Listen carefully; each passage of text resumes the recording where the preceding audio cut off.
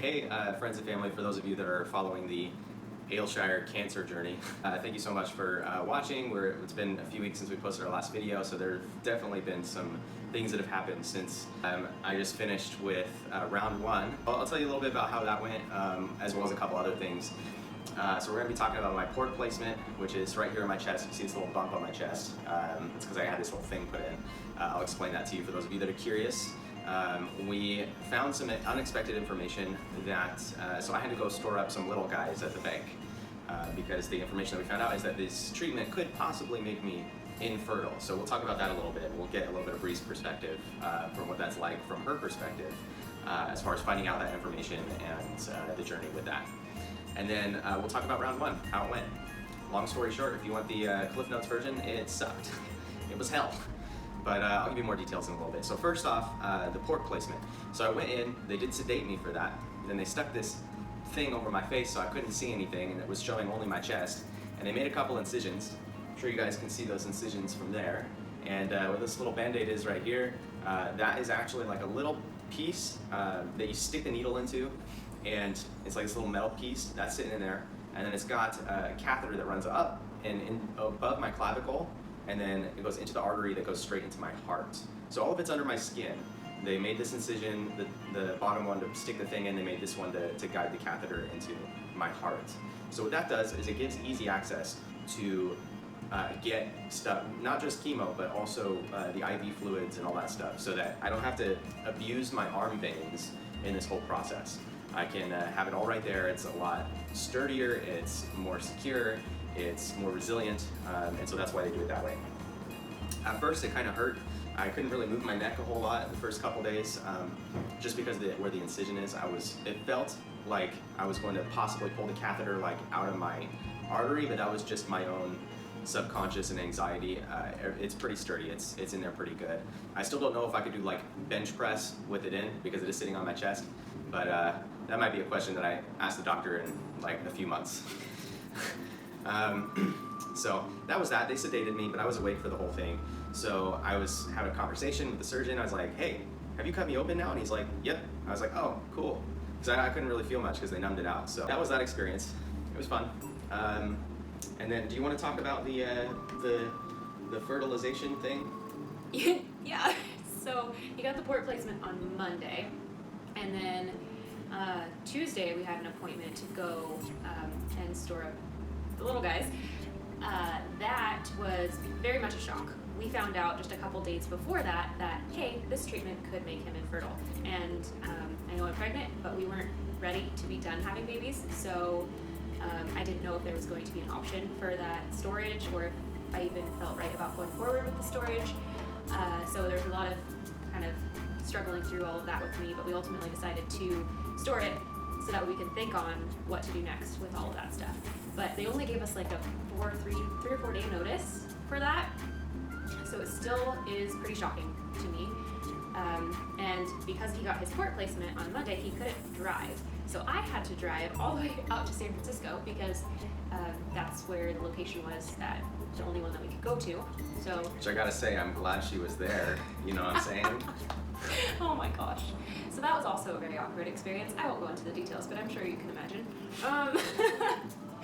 We did the thing, we stored the little guys, and we came home. So that was kind of our experience with that, and now we have time to like pray and think on what exactly we're going to do or what we feel comfortable with.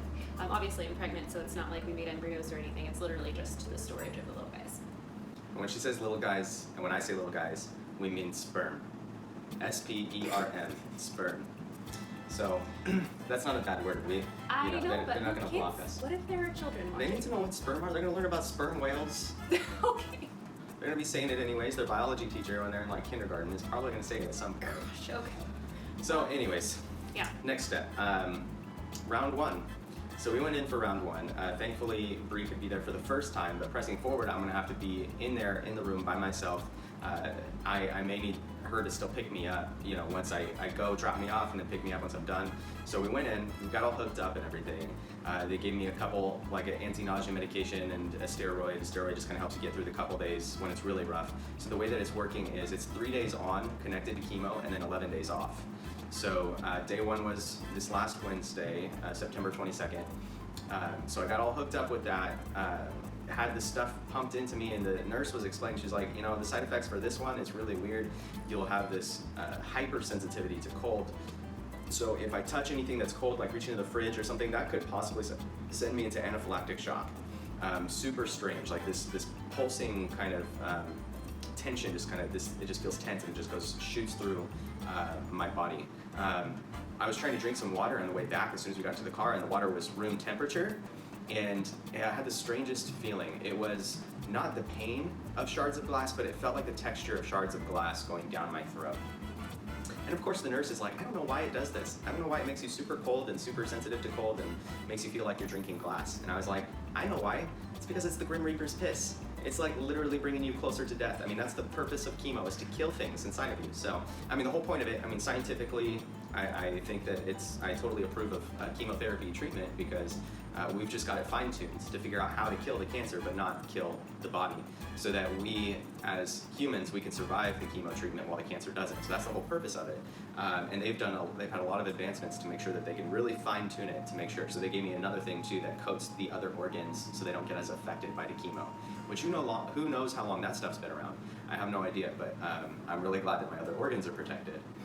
And then after that, once that was done, that just took like a couple hours while we were there in the infusion center. And then they attached this other thing that looks like a little ball. It looks like it's like a lemon shape, and it's yellow too, just like the Grim Reaper's piss.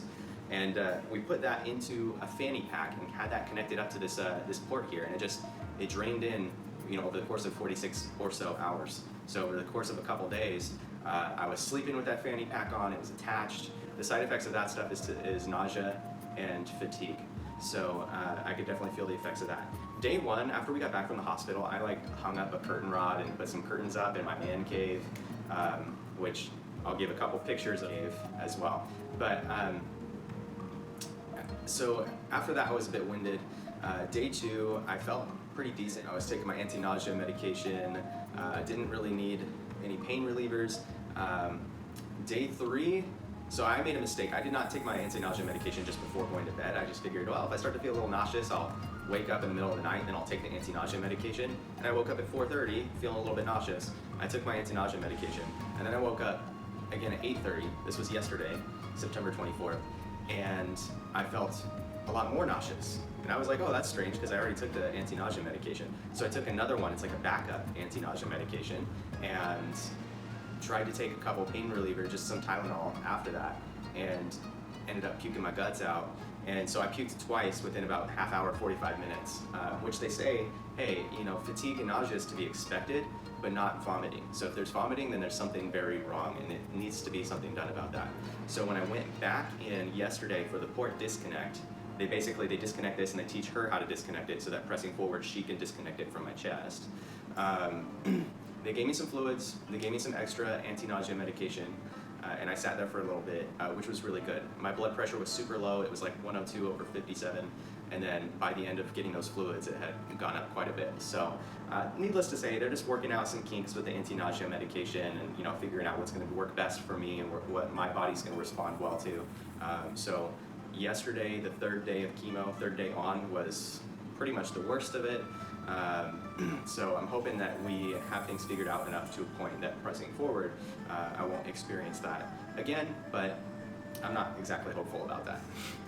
Another weird side effect is that whenever I eat something, if it's too flavorful and if I haven't eaten something, it sends this tense shock around first my taste buds and then my mouth and then my jaw, kind of like if you take a bite of a lemon or a lime, and then it sends it throughout my entire head, and then following that really tense reaction is just straight pain, and it just follows the same path, and then I get this head rush, and it's just this extreme pain. It's super weird.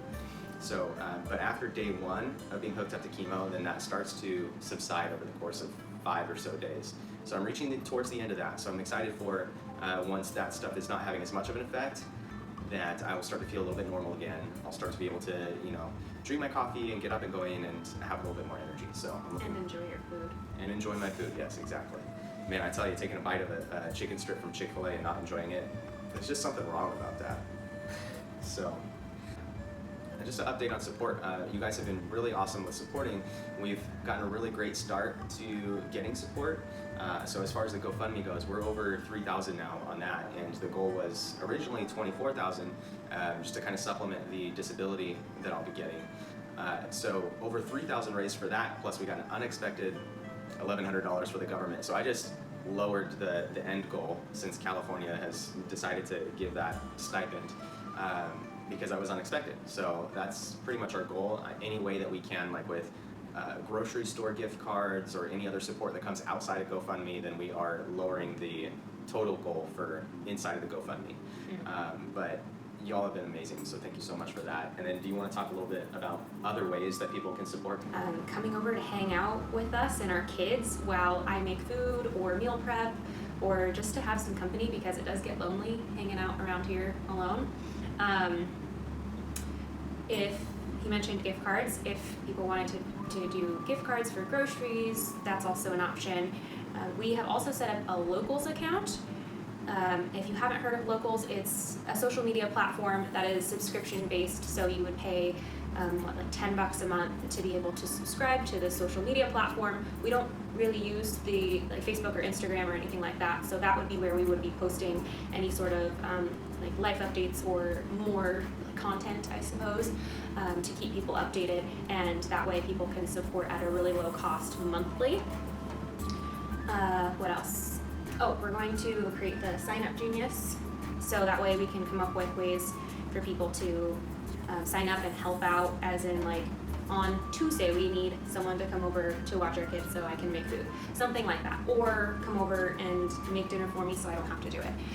Stuff like that. We'll come up with that and we'll post the link below, so that way you have access to see exactly what we need and know exactly how you can help, and then sign up for a time that's best for you. Yeah, absolutely. Like she was saying, all the links are going to be in the description below. One quick thing about the social media, I personally, I hate Facebook and Instagram. I deleted my Facebook, so for those of you that think that I blocked you on Facebook, I didn't. I just deleted it, like actually deleted it, not where they pretend like it's deleted, but then it's actually still there. So that's gone. Instagram, it's just interesting communicating with people on platforms where there's a lot of people that don't really care a whole lot. So we just want to have a social media platform that does two things. One, it makes it easier to communicate with all the people that really care, that really want to stay updated, that want to communicate. And it's more than just us disseminating information. It's like a, hey, let's interact. If you got questions, we can answer questions there. We can have conversations. We can joke around. We can share links. And as long as it doesn't become overly political, then we'll be fine with just having conversation about whatever. It doesn't have to be just cancer updates or whatever. It's just a social media platform that we are creating in order to make it easier for us to stay in communication, but it also helps us financially too, because it's only going to be like $10 a month or something like that. It's just a super small, easy way that people can help support financially each month as we're going over this journey of the next year. And I don't know how much we end up getting of that. Of course, Locals ends up taking a portion of that, as is to be expected. But that's just our way of supplementing, and as we continue to get some stuff from that, then we'll continue to lower the GoFundMe end goal. So just another creative way that we can find to kind of, for lack of better words, kill two birds with one stone, as morbid as that is. I will say one thing real quick. If you are planning on coming to visit, we do have to make sure that you're not sick, or your kids are not sick, because he can't get sick.